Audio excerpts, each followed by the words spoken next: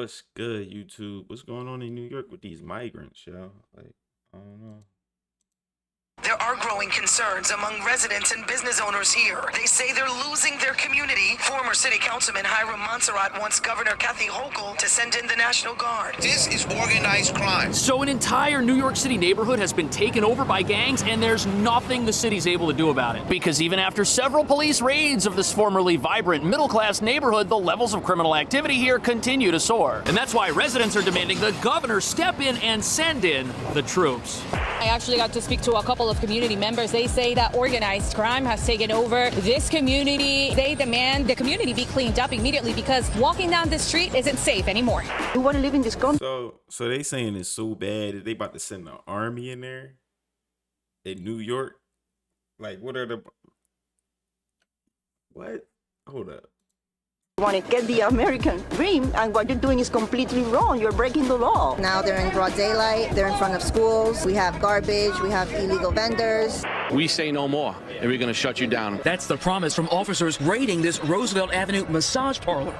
2 days after. Massage parlor. You raided a... What would you be raiding a massage parlor for, chat? Drop it in the comments. What? This is crazy. They was cooking. Reopened, and we came here last night. They were here. The mayor said the flood of migrants coming to the city with little support systems contribute to the situation.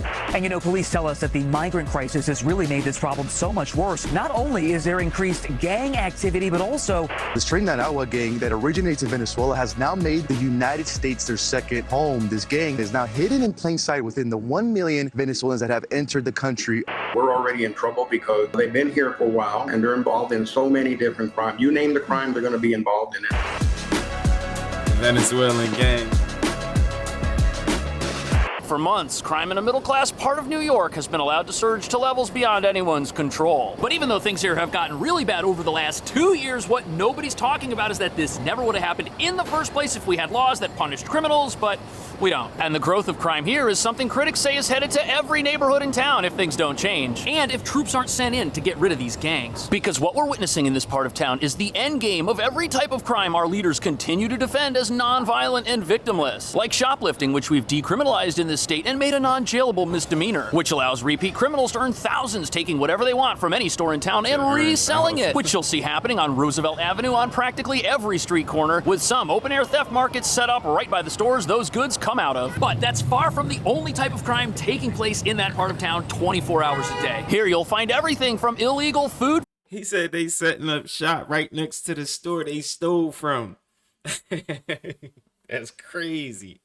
That's crazy. That's crazy. Vendors operating restaurant-grade kitchens right on the sidewalk, to businesses that look legitimate but sell things they shouldn't and are part of a criminal economy that just keeps growing and growing. Which brings us to the real reason why residents are now demanding that troops come in and get rid of the criminal element in their neighborhood once and for all. The police have been trying to do this for over a year, but it hasn't been enough. Because after they raid a store or a business or a bunch of sidewalk shops, those vendors come back and reopen within hours of the police walking away. And as you're about to see, this system of constant, unrelenting crime is leading to the destruction of a middle-class neighborhood, which should be a warning and a wake-up call to the rest of this city and the rest of this country. But this raises a big question. Why is this such a problem in only one area of New York and not anywhere else? And why do certain parts of town like this look perfectly fine when we've got others near here where the residents wish they were living under martial law?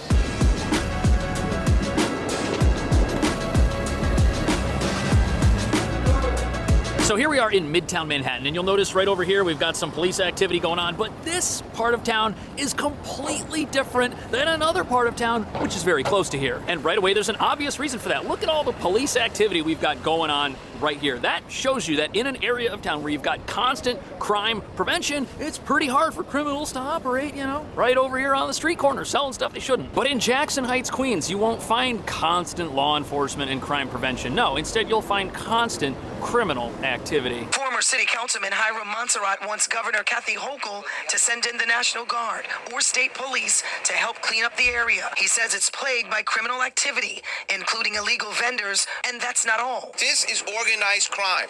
This is cartels. These are organized gangs. They're street gangs. So the residents of this neighborhood, they're protesting over the fact that their neighborhood, according to them, is getting swallowed up by a wave of lawlessness that is not going away. And now they want their neighborhood to be occupied by the National Guard or state police or...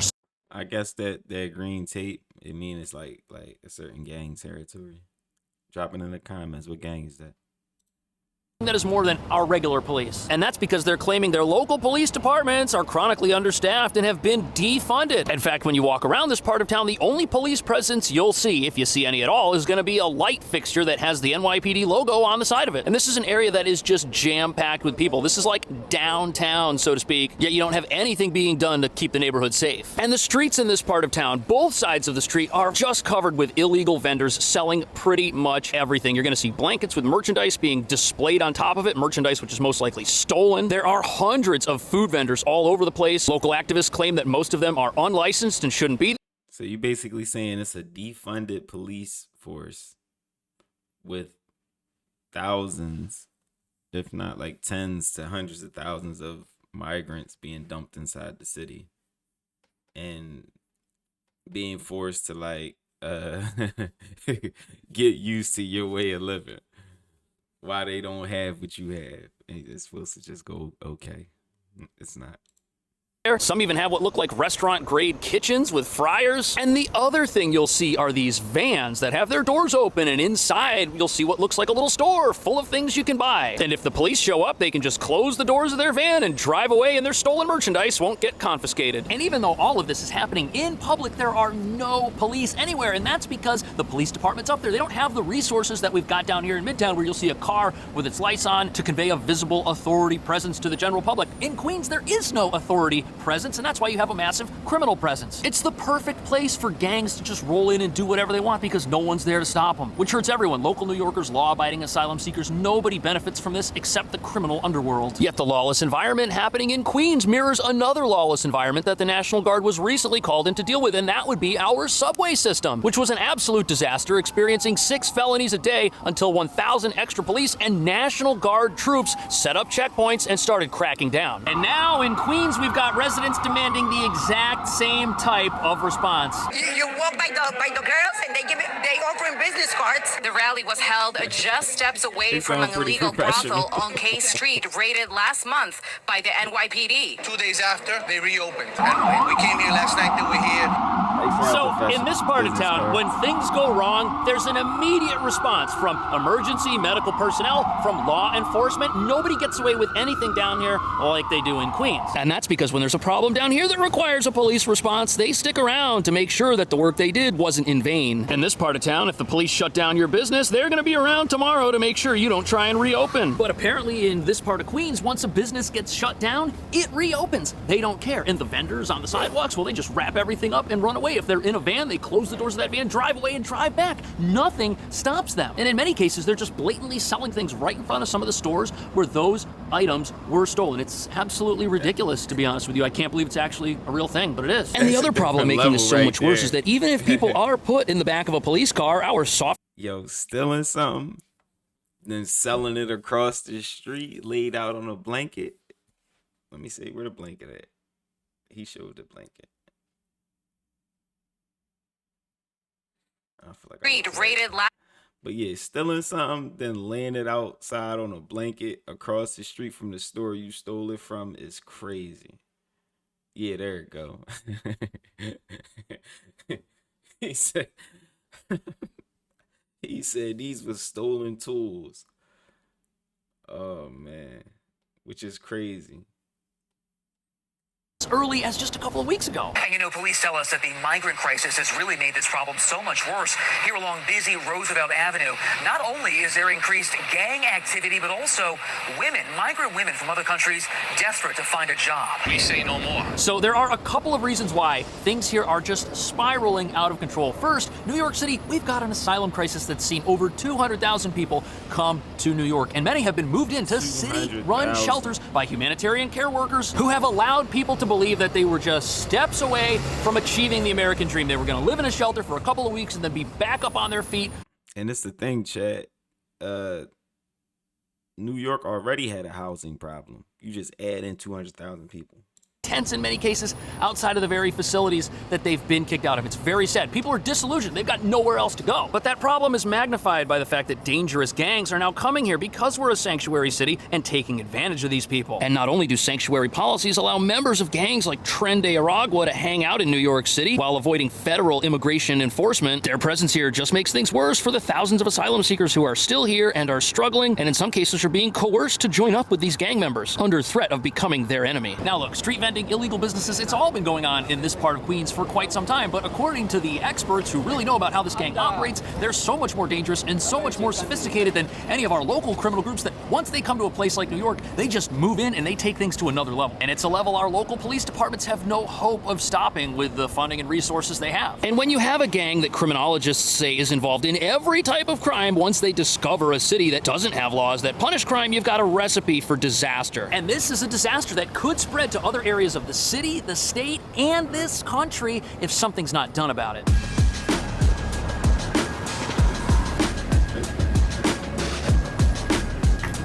So the big concern now is that this gang that's taken over one part. Who's the gang that he's saying is taking over, like, the main part? Is he saying that it's like a Venezuelan gang? Of New York City is going to spread because nothing's being done to stop them in that neighborhood. They're able to gather their forces, make money, double down on all of their illegal activity. This could become a problem in other parts of the city. It could spread further than that. Hopefully it doesn't. But there are many who think it could, and this is a problem in other sanctuary cities, not just New York. Sanctuary cities like Chicago, Denver, and New York City are a particular concern as experts fear that the gang could take advantage of local policies to expand their operations. They go to those cities because they already have their associates there situated in those cities, so they just go to join them and further their criminal enterprise. In New York. So this isn't going to come as a surprise to some of you, but when a government creates a lawless environment, that environment is going to attract criminals, which is exactly what's happening here. And it only takes a very small number of criminals, as we're seeing, to have a massive effect. Remember, most asylum seekers are not here to commit any of this crime. But not only has this gang come here with the intention of growing, what they're doing is they're going on a massive recruiting spree, which includes telling people they meet here in America that, hey, we know your family back home in Venezuela. If you don't join us, something really bad could end up happening to you or to them. And because of the revolving door nature of our asylum crisis that takes people who are in city-run shelters and then evicts them, making them essentially homeless, these criminals, they've got a lot of potential recruits. But because New York City is a sanctuary city with a right to shelter, many of these criminals are benefiting from our city's safety net, and we don't even know it. And it's now been revealed that some of our shelters are harboring people who are in this gang. Weapons are being smuggled into these facilities, and these gangs are using those to control the entire atmosphere in some of these spots, making you wonder, how is this humanitarian system benefiting any of the people who are supposed to be in there getting their lives together? And with over 200 of these facilities in town, there's no telling how pervasive this gang problem actually is. It really could be system-wide at this. I don't even know if 200 of them can fit 200,000 people. Like, if you're from New York, like, what is it like in New York? Is it like, is y'all feeling like it's feeling like 200,000 people got dumped in there, and it's just, how's the housing? And we have no way of knowing until something really bad happens. But this is only a problem in our city-run shelters because we've allowed it to be one by harboring criminals who are part of these dangerous gangs in the first place. If we didn't have laws in this city that banned police from checking someone's immigration status when they arrested them, a lot of these people who are out committing crimes right now would be hauled away by ICE, and they wouldn't be inside shelters, afflicting other asylum seekers with their plans of continuing the crime that destroyed many of the countries people are fleeing right now. In New York City, the gang turned violent quickly. In January, 2 members attacked police officers in Times Square. Authorities worry this is just a start, as the gang has been linked to robberies and So these gang members, they started off the year with a bang when some of their members attacked police right here in Times Square. The whole world saw that footage. The whole criminal underworld then realized that, hey, we can do this and get arrested and then get released, because that's what happened. With the majority of those criminals being released without any bail, then going on to get rearrested again for other crimes, which they were then released for. And this policy policy of releasing people who commit an offense for the first time according to your criminal records in your city, that might be great for somebody who isn't part of a gang. That might be great for somebody who may have made the wrong choice once and intends to change. But gang members that have a criminal past, they love laws like this because they don't have any intention of changing, and policies like this allow them to do what they came here to do over and over again. So not only are they never going to run out of members once they recruit them, because oftentimes those people get released, they're also not running out of places to commit criminal activity because we're allowing that to happen here as well. And the fact that residents are now demanding the troops be pulled out of our subway and put into their neighborhood to occupy it is a mess of our own making. They need to pay attention to the community where Venezuelan migrants are living, because I guarantee you're going to have plenty of our gang members there who are also taking advantage of the citizens now. You know, the worst thing about all of this is it's all happening because of policies that were designed to help people and aren't. Not only do we have local New Yorkers who now claim that they're losing their neighborhood, which is just getting worse week after week, month after month, year after year, it's hard to imagine how the people who are in the asylum crisis, who it's named after, how are they benefiting from coming to a country that's turning into the country that they fled? And it gets even worse because a lot of this activity on that street, it's happening across the street from schools. And now you've got young kids who have to walk through a maze of crime just to learn about how they're supposed to have a better life by doing the right thing. Yet all around them, the only people they see succeeding are criminals. And this rampant gang activity, it's showing no signs of slowing down. But even so, the idea of moving the military into a residential neighborhood and having them set up checkpoints and crack down on this, I mean, how long are they going to have to stay there? Because as soon as they leave, these criminals are going to come back just like they do after the police do. This is a solution with no end in sight. And the military's not like local police, because it's the job of police to protect us while respecting our rights. That's what they're there for. They're not an occupying force that's supposed to win a war. And if the military has to have a full-time presence on our streets in this city, that means people are going to lose their rights, all because we won't fund our police departments like we do down here in Midtown to keep Midtown the way that it is. We won't do that in every neighborhood of town. Did you know that the NYPD only gets around 5% of the city's total budget, which is billions of dollars? Just 5%, but if you were to make that 6% or 7%, you'd probably have enough police to do a few foot patrols out there on Roosevelt Avenue. What do you think about that? Is lack of funding for our police departments the reason some neighborhoods just have a crime problem that is bigger than those police departments? Should the military come in, or is that too extreme? What do you think about that? Thank you so much for watching. What y'all think?